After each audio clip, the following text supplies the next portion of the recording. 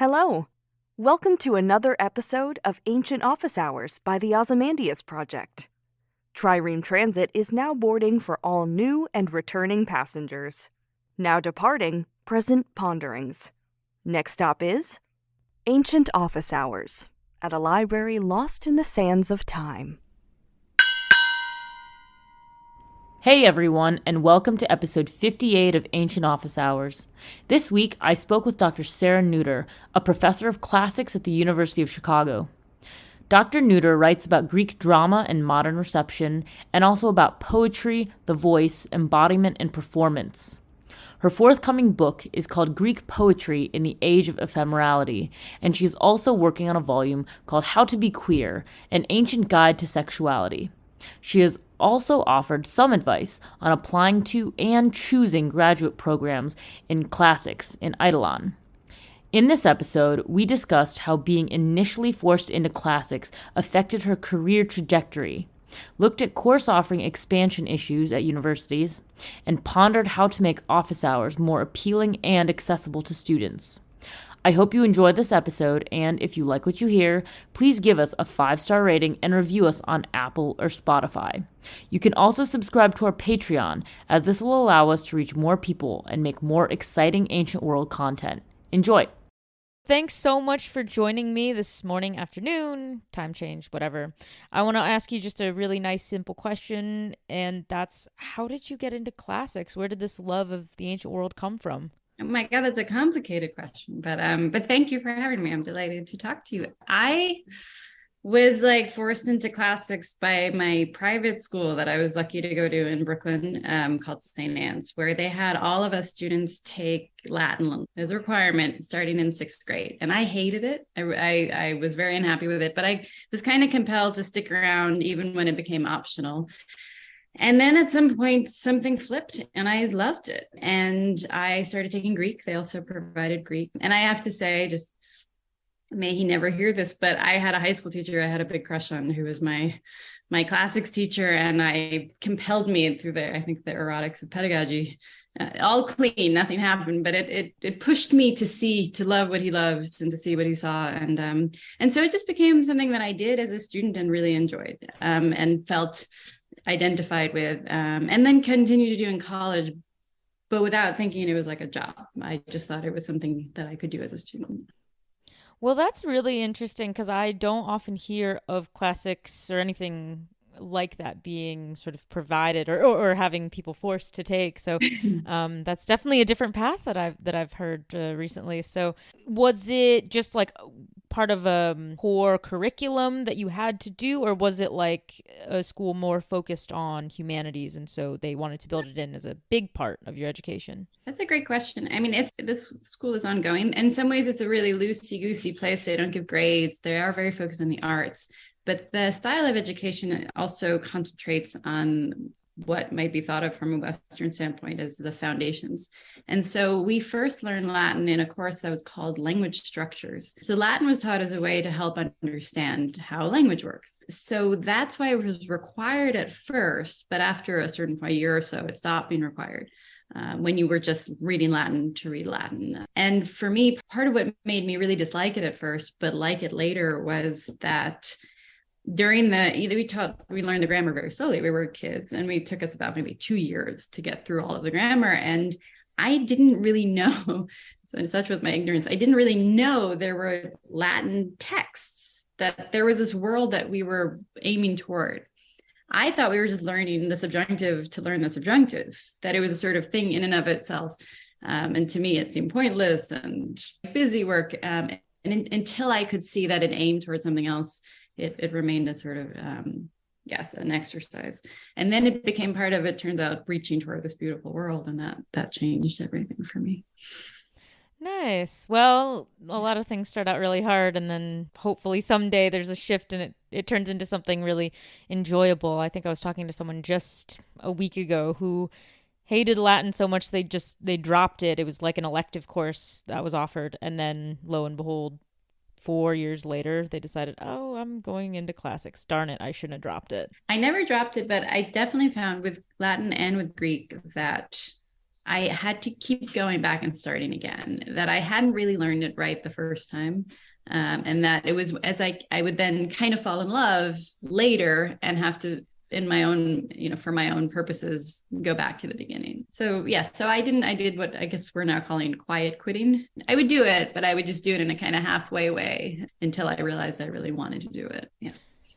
Yeah, I mean, quiet quitting is such an interesting phenomenon. I was just reading an article about that the other day, and I was like, "Is this really a thing?" Like a thing, yeah.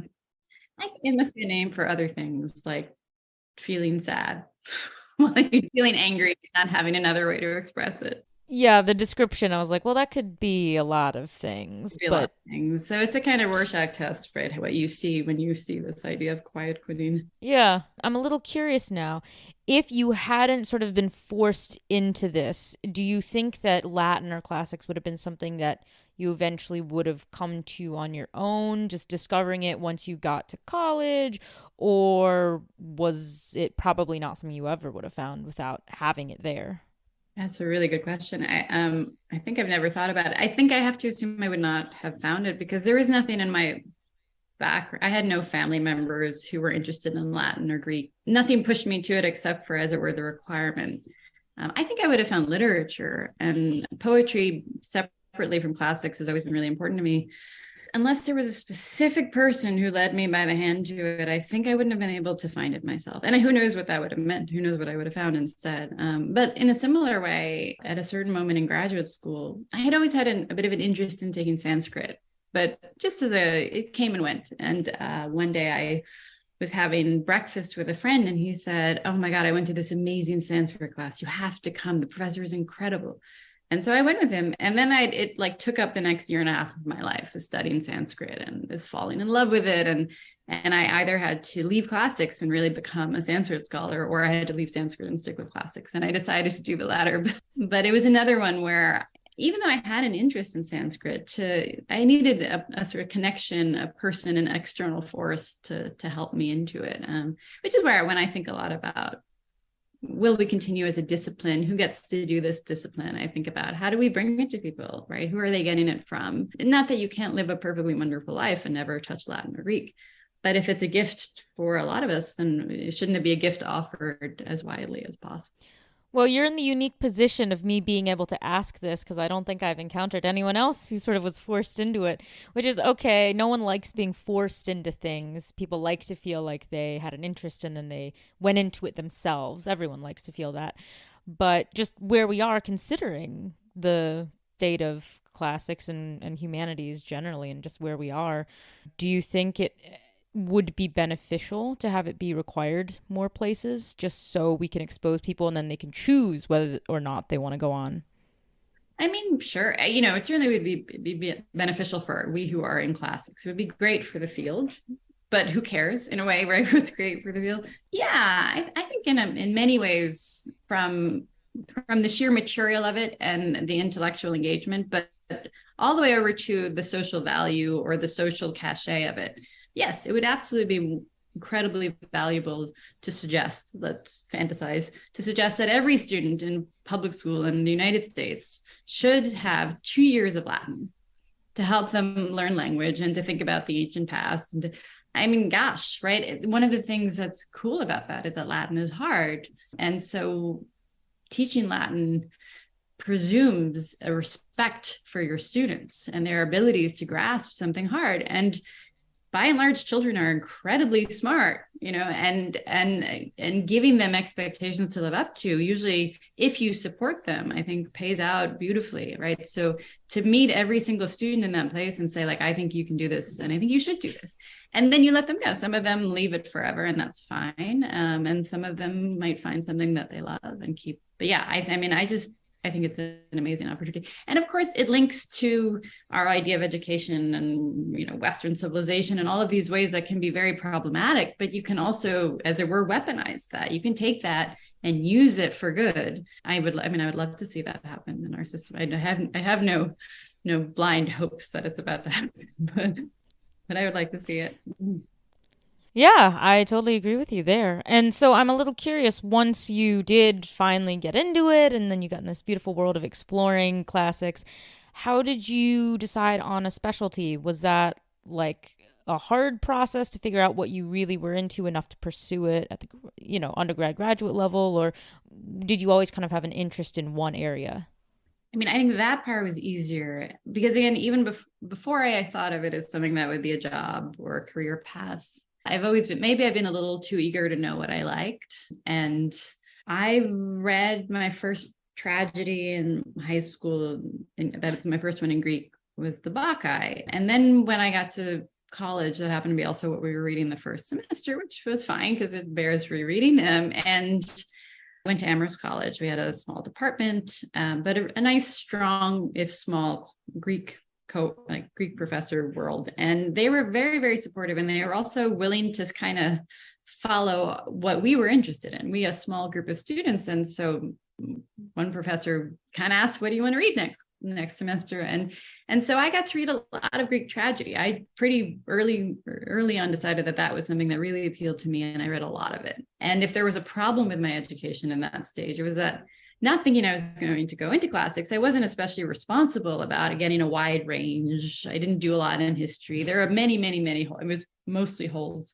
But I got to dig incredibly deeply into what I found interesting. And in a certain way, I just stayed right there. I mean, I look at poetry and other things, but that the early stuff was the stuff that I found was what I loved. And I don't think that's an accident. That is, I don't think if I had been introduced for some reason to like Herodotus, that I would now be studying history. I think I actually was lucky to kind of stumble into something that really appealed to me in a very critical way. Yeah. And I'm also curious now. I saw you've done work on a lot of reception and stuff with the theater and tragedy background. So before, like, were you always interested in modern theater anyway? And then when you saw that there was like these awesome Greek tragedies, was that like just sort of like a secondary, oh my gosh, wait, yes, now I can combine these loves? Or was it the other way around and you sort of got more into modern theater after? It's interesting. I do love theater, and I did some playwriting and such when I was younger. But for me, the entry point was always poetry. And what was fascinating to me about tragedy was that it was poetry, but it was a particularly complex form of it. So that, as you know, a tragedy has lyric portions and it has iambic portions, and it has all these different registers on which it works, therefore, as poetry, and different voices and different under the text ways of communicating and singing and being poetry. And so when I was a kid and up and through college, I wrote poetry and I was also an English major. And so to think of the importance and the complexity that tragedy could bring to poetry was really fascinating to me. And so theater, yes, but poetry more. And the reception work, which changes as I sort of age through my job, but it's been a way for me to bring, when I became officially a classicist and I went off to classicist school and, left all those childish things behind. At first you just do classics, but especially in those days, reception was not really considered a viable part of a career, right? It was something you might do on the side, but it couldn't really be your central specialty. But now I think the world is much more open. I feel much more secure, and doing work with reception and comparison has been a way to kind of reincorporate many things that I initially didn't feel really belonged in my like day job. And so it's really exciting to me that I get to be a classicist, but I get to be a classicist who also is reading modern plays and modern poetry and thinking about how they connect and how they reflect on each other. Yeah, that's awesome. So I also heard a statement, I forgot who said it, but I heard a statement quite recently from someone else who is, I think, specializes in ancient theater or poetry or something. But I would love to hear your thoughts on the statement, which is that modern theater, particularly musical theater, is the closest thing we have to ancient Greece and the closest form of reception we have, because it's the only thing that sort of even comes close to what the ancient Greeks and Romans were seeing. I want to know from your perspective, do you agree with this statement? Is it half right? Is it not really right at all? I mean, yes, certainly it's at least half right that the form of musical theater, which has a story and brings in, as it were, speech and song, is a nice reflection in some ways of Greek tragedy. And one of the grad students at Chicago brought up a neat point I gave a talk about nonsense, a certain nonsense phrase in a play by Aristophanes in The Birds, and what it's doing and how it might affect meaning and such. And he said, and I think he attributes this insight to his partner, that, well, it's just the same way in modern musical theater. And I think he used Greece as an example, that you have these nonsense phrases that they tend to be there to signal a movement from, I guess, more staid physicality to more movement. So as we're an abstract movement into a moment where bodies are starting to move around and dance, that somehow you move through nonsense words, syllables, into a kind of opening of what the body can do. And that's just a really fascinating insight. And it does come from exactly the comparison of a form that's using many of the same tools as Greek tragedy. One of the things, as I sort of said before, about Greek tragedy that's incredible is how central and important it was in Athens. And so when I think about what it was, that always enters into it for me, that it was not something just for a few people to see on Broadway who happen to like that sort of thing, and that it had this role in the calendar and in the society. And so in a way, it's hard for me to, even if you could say all these formal features line up with something modern, without that critical central importance, you don't quite get all the way to what it was. You don't get far enough.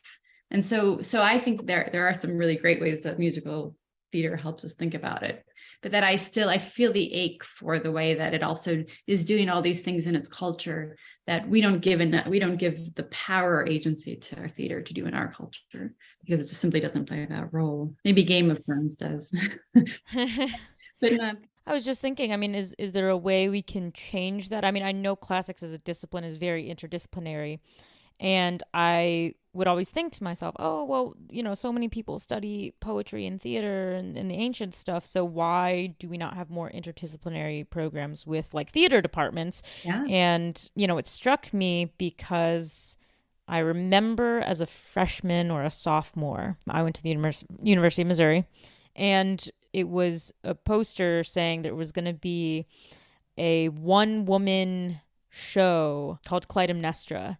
And they were encouraging classics students to go to it. And I said, oh, this is great. Is the classics department sponsoring this? Like, is this ours? And they said, no, actually, we had nothing to do. We weren't even consulted. They just asked if they could run it with us to use our name because, well, Greece. So I said, oh, well, that's interesting.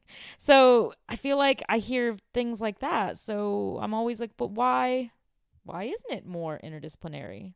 Yeah, I mean, often there are institutional reasons. On the one hand, I think that stuff is fine because we don't own this material, and nobody should feel that they have to get like check of approval from the classics department before they do their one woman show.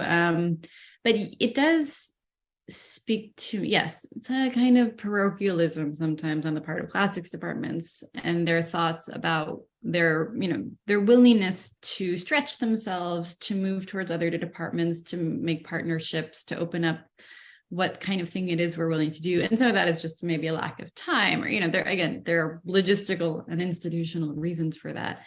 So here at Chicago, we have a core curriculum for our undergraduate students.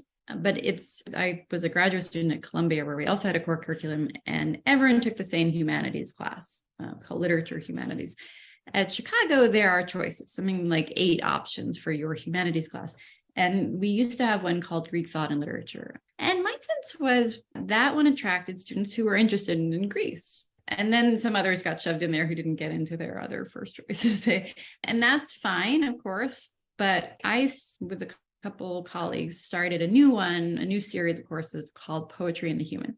So this course covers poetry from many different ages and places and traditions. And along the way, we do read some Homer, and we read Sappho, and we read Catullus. And part of it, we also read Oedipus, right? So there is classical material, but it's not a classics course. And I think that it's not why I don't do it as classics outreach, but it happens that you may take that course for any number of reasons, and then stumble across Homer or stumble across Sappho and discover something you didn't already know about. So that's a way to bring in students who don't come because they're classicists, right? I mean, it's always a question to me, how do we bring this material to people who don't already know about it? And so the interdisciplinarity that doesn't necessarily start with classics or center classics seems really useful to me. And it's a little trickier that way, of course. But you want to I think we have to be creative about the ways that we partner and also respect other traditions and other material. I think that pays back in dividends because it means that we're sharing the stage. And when you share the stage, and then you have people who have shown up, as it were, for all kinds of different reasons, and you widen the conversation. So I think it's more challenging. Again, from an institutional standpoint, faculty are busy and they have a lot to do, and they don't always have, as it were, have time to be creative institutionally and reach across the aisle and be interdisciplinary. But it's an exciting part of what we can do when we find the energy to do it.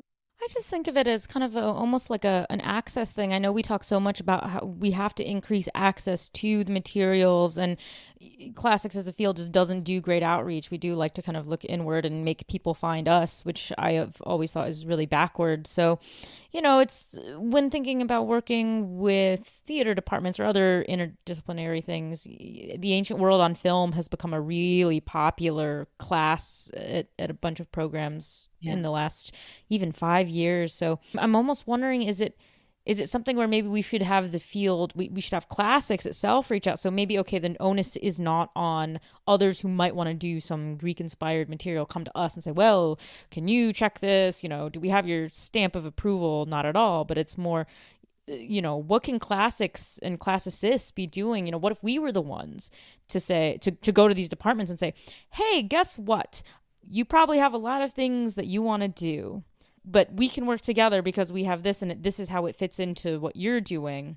And we could do more interdisciplinary work this way and then increase access. And coming from Chicago, I have a friend who works at DePaul University, and I remember their Performing Arts Center just got a multi-million-dollar new building. And I just thought to myself, okay, well, artists don't really become millionaires. Not really. I mean, it's just like classicists. So, but the combined power of these things put together, it could open up new avenues, so what can classics do maybe? So put the onus on us. Yeah. I mean, I think one of the things you said was, how does this fit into what you're doing, right? Classics goes to other departments, other institutions, and that part of it, the work of understanding the priorities of the other that you are coupling with, that's deep and difficult work. So I think knocking on a door and being like, hi, we want you to do our thing. It's problematic. Yes, finding a way to partner. Well, what are you guys interested in? This is what we're interested in. How can we, so that you don't walk in simply with your preconceived idea, but you walk in with an idea that's still in an amorphous enough form that it can grow and change alongside what the other sort of players want. It's hard work. It's hard human interactive work where the conclusion is not clear at the get-go, so it's one example. So I don't know if this got off the ground because I believe it began right before COVID, but we had a couple of grad students who wanted to do classics outreach at local high schools, I think. And I don't remember all the specifics. Highly admirable project. But I remember thinking, you can't really you walk into a public school, a public high school, and they have a lot to do, and they have a lot they can't do. And they have a lot of limitations. And, there are many preset facets to the curriculum. They have to hit a lot of marks. They have to do a lot of testing. They have to provide so-and-so and the other thing for their students. They won't be able to do everything they want, and on and on and on it goes. So when you walk into that setting and you say, I want to do a thing on classics, you have to find a way to have openness for what their priorities are, what they're trying to do for their students already, and to care about that enough to then go home and say okay, well, I was going to do this classicsy thing and I still want to, but now it's going to look like this, because that's something that would fit with these important priorities that these teachers have over there.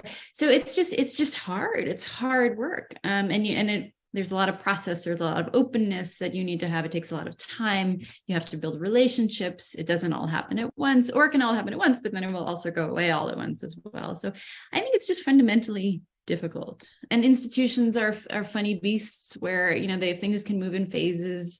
Undergraduate students are around for 4 years. You may not show up and hit the ground running. You may get interested and want to do something in your third year, and then you have 2 more, right? So how you get something going and then keep it going. If one faculty member is running something and then they go on family leave, what happens to, it's like, these are really human issues. And it takes effort and energy and commitment, and it takes all of those things. It's hard. I mean, you're bringing up some really good points, because I think, especially coming from the more recent student perspective, I don't think we think about these things. I mean, and nor should undergrads. I mean, they've got a lot on their plates already, but it is something to consider when we sit here and complain, and I'm guilty of it too, about, oh, well, why can't we have this class? Or I wish they would have a class that combines these things, but university can't figure that out. Students should complain and push and want, right? I mean, that's how things happen. But so we've seen phases of undergraduates where suddenly we have this amazing undergraduate theater, like student-born theater program going, and they're doing these wonderful adaptations and performances, and it's amazing. And then a few people graduate, and it goes underground. Right now we have a really fantastic undergraduate run classics journal, and they're publishing scholarship and art and adaptations and translations, and they have a website, and they're making beautiful journals. And I think they started about a year ago. They get submissions from all over the country, maybe beyond the country. And it's fantastic. And I very much hope that is a tradition that gets established enough that it can continue. But you see, there's a kind of built-in instability there, right? Because people come and go. And so this is where the health of the institution and the forward-lookingness and the ability, as I said, to create these relationships and look forward becomes really important. So if I can try to connect some of these dots that we've been bumper carring around to, it seems almost as if, one, you have the institutions themselves, which they have their own agenda, and they're really busy. Mm-hmm. And so obviously they don't have time to do things. We have undergrad students who are also busy trying to figure out their lives in 4 years. And so that's not maybe the most reliable way. So it seems like, from what we've both been saying, it's really student propelled. When something good happens, it comes from the students, and we would hope for a lot of student involvement. And so I'm almost wondering, because by the time you get to undergrad as well, it's kind of late in the game as a student, because you're already trying to figure out, okay, well, what am I going to do? Do I want to make money? Do I want to be happy? Do I want to try to find something that combines both? All these decisions that come together, I remember stressing about it not too long ago myself. So how important maybe is it to figure out outreach to younger students, and if we can get students to come into the college years already with an appreciation for classics, to me that might drive up sort of the student onus on getting stuff done or asking for things. But it's so hard because so many systems also are not really the greatest about getting classical stuff to younger kids. So I think that's spot on. I think that by the time these students get to college, they have, to a large extent, already kind of been pushed in one direction or another. And if there's not a ton of time to walk into a whole new discipline, especially when like classics, which involves the acquisition of a lot of skills, and start there. And a few brave souls do it, but it's too late in a certain way for many, many people. And I completely 100% agree that the world where you get this material to students when they're young, when they're in middle school, let's say, that's the world where, people have the opportunity to think of this as a resource. And even if they don't take any classes in college, even if they don't, God forbid, become a classicist, like these are human resources, and they help us live. They help us mourn when we are in a state of loss, and they help us figure out what desire feels like. And they're resources. They help us wonder about why language matters and all kinds of things. And they give us like versions of history that I think are really important as we go through all the crazy historical stuff that's happening. There are just many ways that whatever you decide it is, whatever its worth is, it's amazing material, and it should be it should be out there and it should feel accessible to, I think, as many people as possible. And by God, we have an education system. So why should it not be there? Unfortunately, our education system is not in fantastic shape. So it feels kind of out of reach. Now in the UK, I know that there are, I don't know, 2 to 3 kind of organizations that are working very hard to do this kind of outreach. And, Britain is much smaller than we are. And I a few years ago looked at their websites and gathered their numbers, and it looks impressive. It's hard to tell how wide their reach is, but that kind of effort to scale in the United States was hard. You have to change norms and traditions. I mean, Greek mythology has quite a reach, and I think that has a lot to do with the arts and the way that we see these things being adapted in books and films that are aimed at children. So I guess there's a world where you build off of that. I mean, I think that all of my interactions with like children and this stuff are very positive. I mean, children are really fantastic learners. They're little sponges. They absorb. They love to like have the details and inhabit these worlds. And there's a lot of space there. But again, for a faculty member at a university like me, I don't work in public education. Who makes these decisions, who gets these things done? I'm not sure. So I think it's a big and tricky question, and there has to be a lot of will and creativity, and it has to come from different directions. It has to be in the arts. You need some initiative on the public policy side as far as education goes, and they've got problems enough. So it's tricky. But to go back to your insight, you get there early, right? That's when the human life and psyche and ideas and feelings about what could belong to you, that all starts really early. And age 18, 19 is a little late to start making big shifts. And it takes a lot of confidence and building and support to even have that possibility be available to people, I think. It's definitely going to be an uphill climb, but I mean, I feel incredibly excited and lucky to be living in an age where we have more individuals, not just institutions, being willing to reach out, make things accessible for all ages. I think this is where this new sort of cool digital humanities idea really comes out. And then we say, oh, look at all the different ways we can get our message out, whether it's podcasts, whether it's the traditional film, TV, plays, books. I was talking to a grad student this morning who runs a chat room on literature, and it has hundreds of members. I mean, there are so many ways, as you say, to reach people these days. And as someone who's working within the field, how important do you feel it is for all these outreach things, especially if they're going to younger audiences, let's say, how important is it for them to be accurate versus entertaining? Because I'm always kind of on the fence about, well, if we do it, it needs to be accurate versus, yeah, even if it's not accurate, though, we want people to get their foot in the door. Yeah, I'm a little more get your foot in the door because, well, let's see. Now I think of the movie Troy. I joked that the movie was fine, but their dactylic hexameter was a little off. But, I remember watching that years ago, and there's a moment, I believe, when Paris Menelaus, somebody gets killed, like early in the movie. And, someone who, as we know from Greek mythology and the Iliad, survives the Trojan War in classical tradition. And I remember having this moment where I was like, well, now I don't know what happens. Like now we've gone off book. Now it just is some sort of open-ended. So it's hard not to find that grating as a classicist, that people will walk out of this room to the extent that they do and then feel they understand something about this myth or the Iliad. But I honestly think for the most part, that's not an important discomfort. I think if people get excited about the topic, they go further into it and they learn more about it, and they can get it straight. They can make it accurate. I think what's important is the sense of the stakes, of the interest that like keep people coming to it. I mean, my own kids are big consumers of Greek mythology in many forms at this point. And one of the interesting questions or topics they come back around to often is whether a version is right or wrong. Right. So what would it mean? One of the newer things they've come to are these graphic novels called The Olympians, I think. Do you know this series? I've heard of it, but I've not read it myself.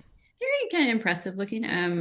then my older kids are at the age where they read things without me. So I haven't read them myself, but they'll show me chunks, or they'll describe an anecdote or something. And they know that there is a lack of alignment with this version and some other version they read. So then they'll have these little intellectual arguments basically about what a mythos is, right? Like, well, is this one wrong? Because it doesn't align with this one, which somehow seems to have more of the authority of the ancient world, even though D'Aulaire's mythology, of course, is not ancient. Which version is correct? Can there be a correct version? Where do you start? Like, what makes a myth the myth? And then from that, we open into all the questions that you will ask in a college course and that people will write their books on, and that we don't have great answers for, but it's a really wonderful way to think about human engagement and practice and storytelling. And if the authors of the Olympians or the other books and things that they read felt that they had to be 100% accurate, well, first of all, what would that even mean? And second of all, that would leave on the shelf all of these questions that they're asking themselves and each other and me. And so I think, just make it cool, make it interesting, make it fun, make it a resource for people that they want to have in their lives. And then go from there and see what happens. If you become a professional class, if you go professional, then it's your job to be accurate. Right? Then you are guarding the tradition, and you can't write an article and be like, well, I didn't like this fact, so I made it cooler, bad. But that's scholarship, and that's you're guarding the tradition. That's not the job of artists, the job of people who adapt, the job of authors, or even the job of young students. The job there is to keep it alive, I think. Yeah, I mean, maybe it's just because we're in the 100th anniversary of Tut's tomb being discovered. Maybe it's because I've got the centennial on my mind, but I've been reading up about how much Egyptomania really sort of helped the field, propel it forward, make more people want to go in and study. And I mean, okay, Greece and especially Rome they've always been very popular, but in terms of recent things that are as big as kind of Tut's tomb, I couldn't really think of anything. So, we it's interesting because we live in this sort of Renaissance time of people are suddenly big into Greek mythology or Greek history again, especially since the pandemic, when people turn to video games like Assassin's Creed and you can suddenly walk around ancient Greece and discover things. So, if we were to have our own classics Egyptomania movement, what do you think that would look like now? Well, I back up for a moment. I'm co-teaching a course right now with my colleague, who's a papyrologist, Sophia Charles, and we're teaching Greek poetry from the angle of whatever it is I do, literary criticism or philology, and also from the angle of papyrology, which is, in a sense, the study of how you read and decipher these ancient bits of papyrus that by and large come from Egypt. But it's also the history of the field. And as I'm sure the history of the field and these wonderful, exciting discoveries of all of the poetry of Bacchylides or King Tut's tomb are littered with deep exploitation, in essence, right, of peoples, of history, sort of a tearing apart of the world that's there in order to create the kind of version of the world we would like to sort of fantasize about, right? So that's not without its cost or without damage. And we could say the same thing about many ancient sites. We could say the same thing about how many peoples have been treated in the lands where we find these things. And so I think that we are, at least right now, we're not in an age where we can think of discovery in a non-problematic way. So even if the next big thing were unveiled, I think I would hope we would walk into it differently. And it would, the contextualizing would be such that we wouldn't get to sort of have our onslaught of fantasy in the same way. Well, look, that said, I've watched a silly movie recently, which is called Red Notice. It's a Netflix movie, ladies and gentlemen. It's about art thieves, and it stars Ryan Reynolds and Gal Gadot, is that her name, and another person, Dwayne Johnson. The movie starts by telling you about how Queen Cleopatra had 3 beautiful eggs that were given to her by Anthony before he, as a symbol of his love. And these eggs have been the wonder of the world. And the whole movie is shaped around the search for these eggs. And now, of course, such things do not exist. They're not part of the story in any way or shape or form. But it's interesting as a culture that's a way to anchor an entire narrative. We don't have these eggs, but we long for that longing, right? We long for the fantasy of the thing that is that valuable, like that encloses that much beauty and meaning. And we think that the past and a kind of otherized version of it can give it to us. I would never want to squash that. But when it actually interacts with actual sites, actual people, actual other cultures, and you can run into some problematic situations. Huh. I mean, you're right. You're definitely right. Yeah. No, it's really interesting to think. But I don't know why I have. In my world, the big discovery has been the Sappho fragments. I don't know if this impacted your side of classics much, but we have these every now and then in Greek poetry, you get the new something, the new Archilochus. Oh my God, we have a new Archilochus, and what does it say? And and then there are many publications, and people talk about it, and there are conferences, and so then we had the new Sappho around 2004. And then came the newest Sappho, 2 poems published by Dirk Obinken. And it's a very long story, and I won't tell it here because also nobody knows all of it. But something has gone very wrong with those fragments, right? Were they stolen? Is it that we don't know the provenance? Is it that they're not even actual authentic pieces of poetry? We don't know.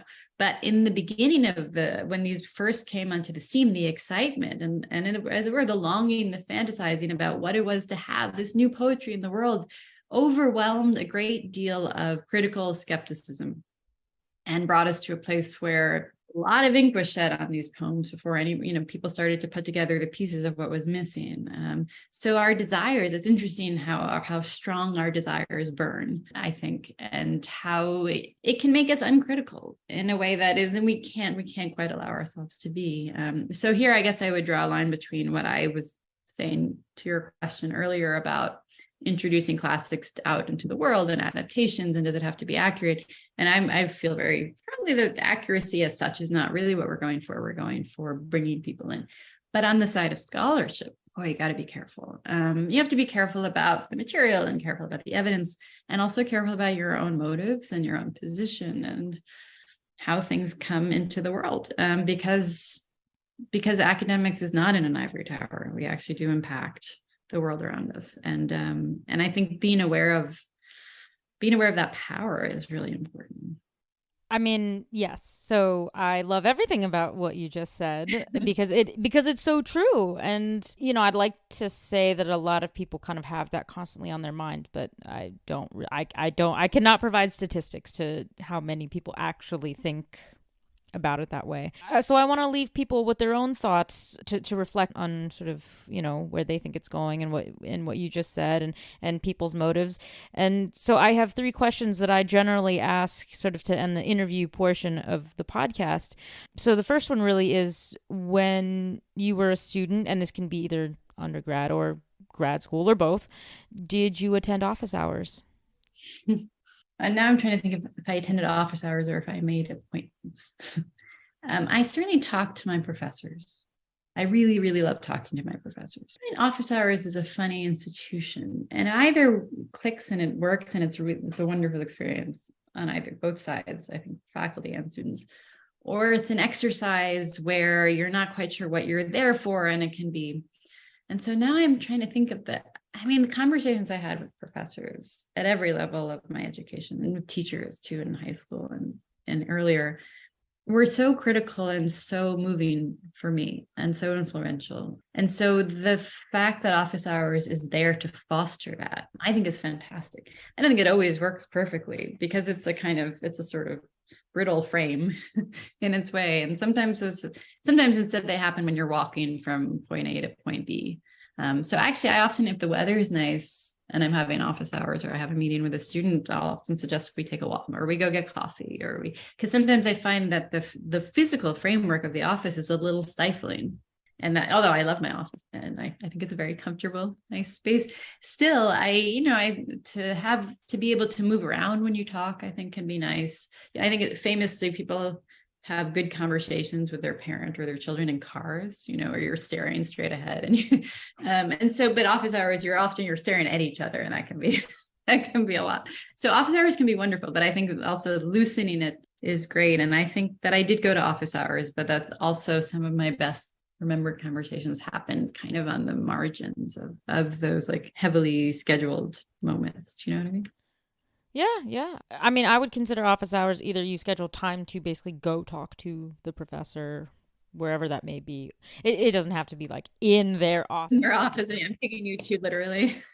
It's like with the desk, and separating you, where it's like the tennis match with the eyeballs, where you're like, okay, I want to look serious. Who will win? Yes. Yeah, and it's like I want to look serious. I'm gonna like look at you in the eye like my parents taught me. But then if it's like this unbroken stare, then if someone gets a little uncomfortable, then they sort of look away to the bookshelf or something. All kinds of dynamics are awake in the room that maybe are not needed. Yeah. You just walking into the building, the school building, and running into a teacher on the stair, like classics teacher. In fact, there was some little thing we were checking in about. Oh yeah, here's remember that thing we were talking about.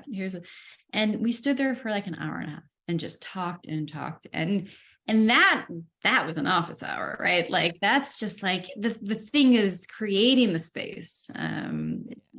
So that, I mean, I think these conversations, these intellectual moments are so lovely and important as a student, and then also for faculty members. And I think that like the fostering of that space within education is so important.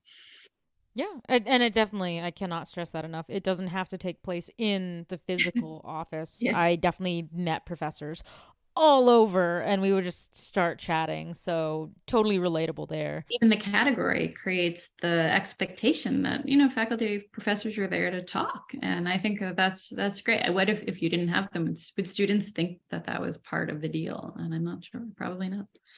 I don't think so.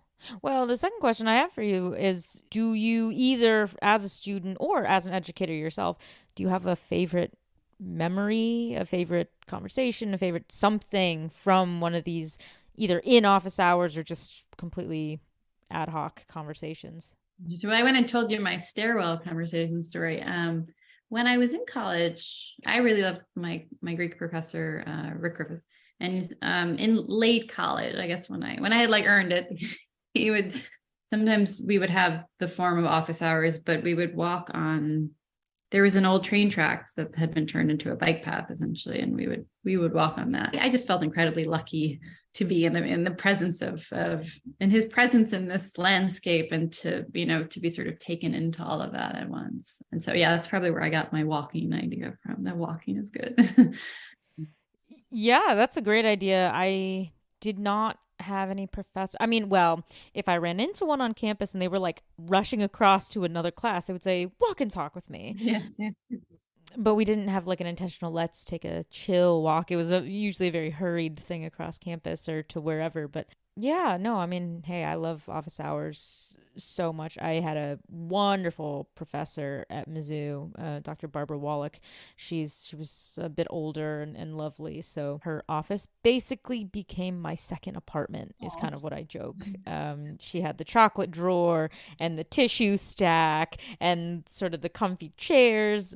And we were in this cool old building. So hers was like on the top floor with a really odd sort of slanted design. So I kind of nicknamed it the attic. And so she had such cool knickknacks. So I would just live in her office. The space, the sense of liveness, of reality, all of these things are a big part of it, right? You don't want to go into some sort of antiseptic room and sit in an uncomfortable chair and pretend to care, but yeah, all of this stuff plays into it because, we are embodied creatures. And the tchotchkes, I will admit, they help. They're conversation starters. She had an action figure of the Cyclops Titan from the Disney's Hercules movie. And it was on her bookshelf. And so I would always kind of go over and be like, wait, I just want to say hi to the Cyclops. And I have to get a couple of tchotchkes in my office. Have a comfy, it's your half couch. And I think it does wonders, but no, I need a few conversation pieces. They're nice. It's like, pseudo therapy session when I would go in there. And then because I'd expressed so many times that I loved this one item, when she retired about 2 years after I had graduated, she emailed me up and just said, well, I need to downsize. I need to get rid of things. Would you like my Cyclops? And I was like, oh, really? So I went all the way to Missouri to get this Cyclops. The afterlife of the office hour. It was so special. I love her so much.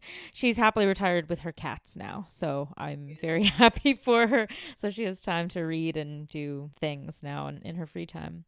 So then you can continue to have conversations with her. Exactly. And I mean, you've kind of covered it a bit already. So if you want, you can add to it or not. But the last question I usually sort of ask in this series is, as an educator yourself now, if you had to give a quick 30-second elevator pitch for why students should attend office hours, what would you say? Well, I guess I would also add, I think there's a way we came to see the world better through the pandemic. I think that we had as a society, a culture, people have a better understanding of what we get from being in a room together. And I've always thought that actually the classroom, seminar room, say, is very special. It's very special that as a society, we still value this, that there is supposed to be, let's say 90 minutes where hopefully you're not checking your email. You're not doing the crossword. You're not like doing your grocery list. You're not doing X or Y or Z. You're sitting there contemplating something with other people because we believe that something will come from that. That's really important and really precious. And that's the way you need to get it. And I think that's just kind of an amazing thing, how much we value that. And I think the office hour is another version of that I think takes even more account of the person as a person, right? When you go into an office hour, you go in as your whole self and your body language and your clothes and your backpack and your stuff and the computer you take out to show, your thoughts, and whether you feel like you can do small talk or you feel like you're supposed to jump right into your top, the thing you may be there to talk about. You bring yourself into the room, and making a space for that and valuing that, I think it's so important. And even I think it's scary. I remember being scared to go to office hours when I was a student, because it's this one-on-one approach to another person in their space. And you're crossing as a literal threshold, a boundary. And I think if you have any social anxiety at all, which I do, which most people do, I think that's a thing, that feels like something. It's taking a risk, and it's kind of investing and not knowing how it will go. As we know, these are the risks and the investments that make life really interesting and full and give us the connections we want. Not every encounter is going to work. You could have a very awkward one. You should still try it again tomorrow, maybe with a different faculty member, and you'll have maybe a great experience. Yeah, I think that's really important to remember, not to give up. I mean, I also have dealt with a lot of social anxiety. I'm very introverted, very quiet. And I had this whole thing about my anxiety made me one of those students who, I'm sure teachers kind of hated this, but I was too shy and too anxious to speak in class. Like, they knew I was paying attention. They knew I was very engaged.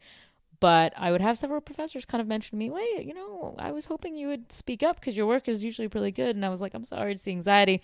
So I used my office hours as a way to go and show the professor that I was actually paying attention, but I just didn't want to speak in front of like 30 other people. I just wanted to tell my professor.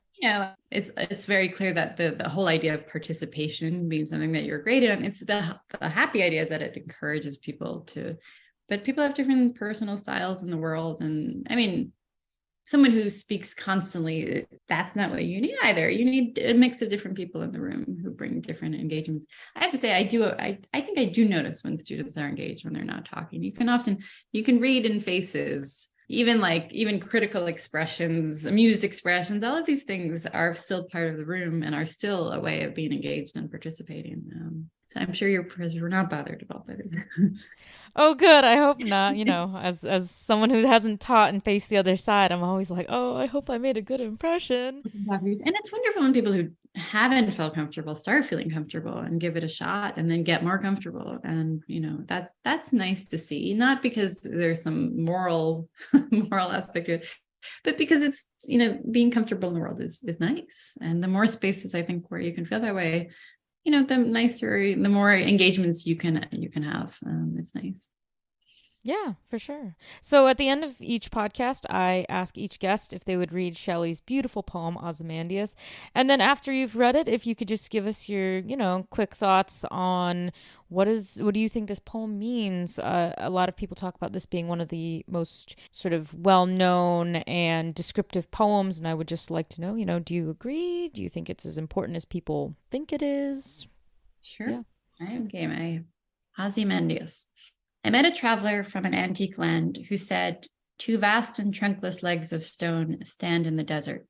Near them, on the sand, half sunk, a shattered visage lies, whose frown and wrinkled lip and sneer of cold command tell that its sculptor well those passions read, which yet survive, stamped on these lifeless things, the hand that mocked them and the heart that fed.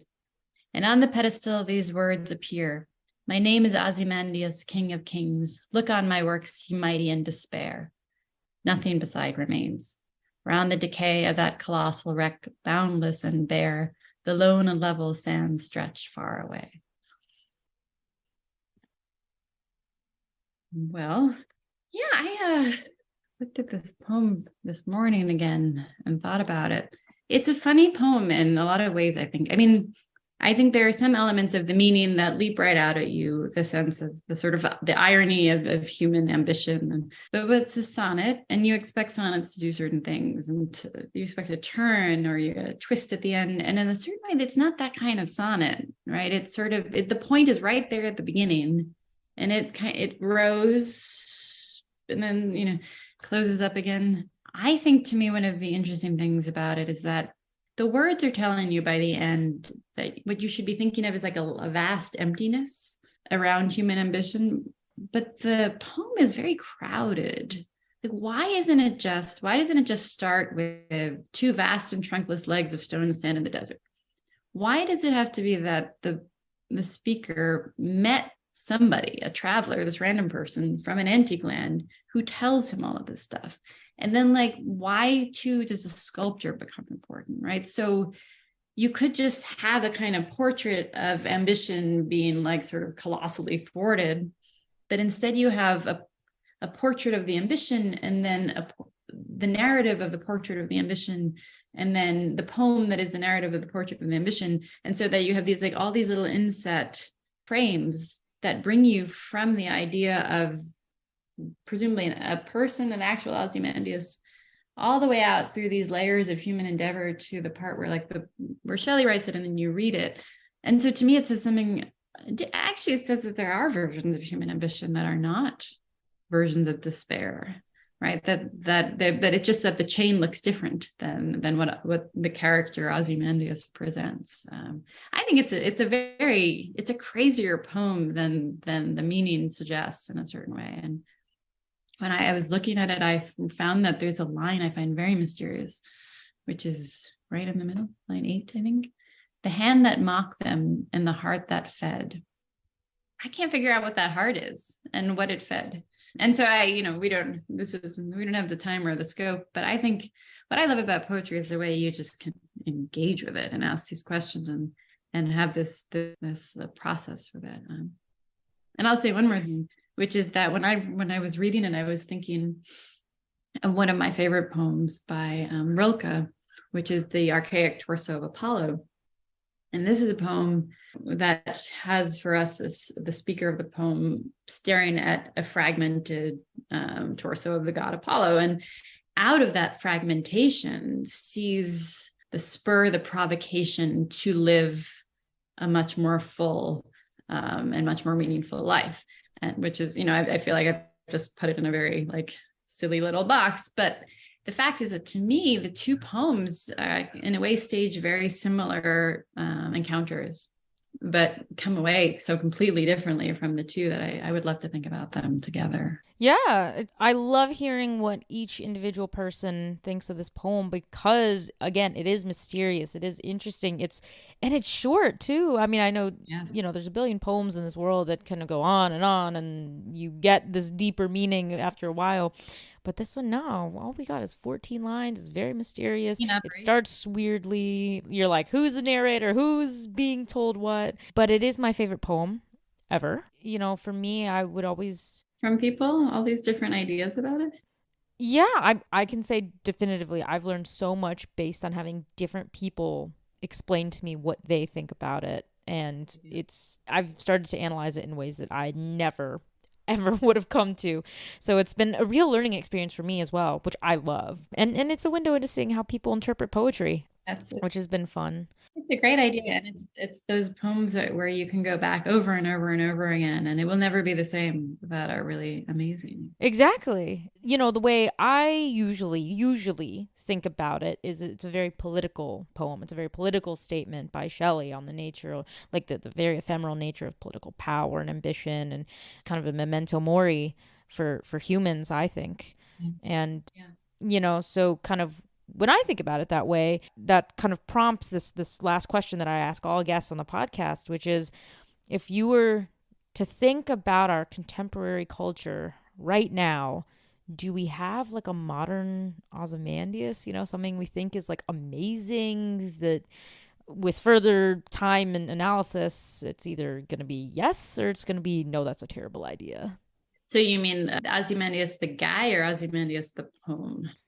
Kind of like that gets kind of at the spirit of the poem, which is almost like, I could probably rephrase this as, what's like a modern memento mori, honestly. But it doesn't even have to be that. I mean, because I like this question to be very open-ended. Just, is there something that we have that we think is amazing that won't be? It could be an idea, a person, place, whatever. Gosh, I love the optimism and openness of this question, but what do we? I'm such an antiquist. It's very hard to look at your present tense and feel the same intensity, I think, for what comes at you. So let me think for a moment.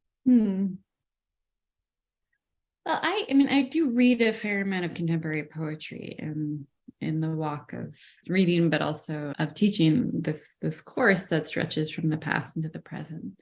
And yet I don't find that I want to suggest there's like one particular poem that really, and so I'm gonna like sort of slither out of the saying, to me, it's like the sort of practice and rewriting of the practice of what poetry is, that like has the kind of awakening sense that I get from reading ancient poetry too. So there's an indigenous American poet named Lily Long Soldier who wrote this book, but in case is a poem called Whereas, which is, it's a play with a document that was an apology, an official apology that was sort of released by Congress, by the government, the federal government, several years back, which was an apology to Native American people for like decimating them and taking their land.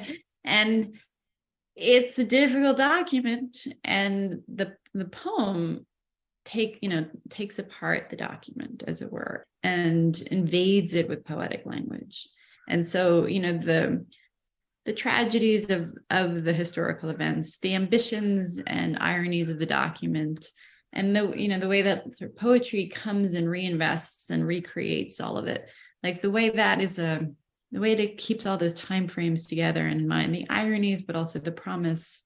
That, I mean, so maybe I would say that poem, but also the way that poem does this new thing, and there will be another one too.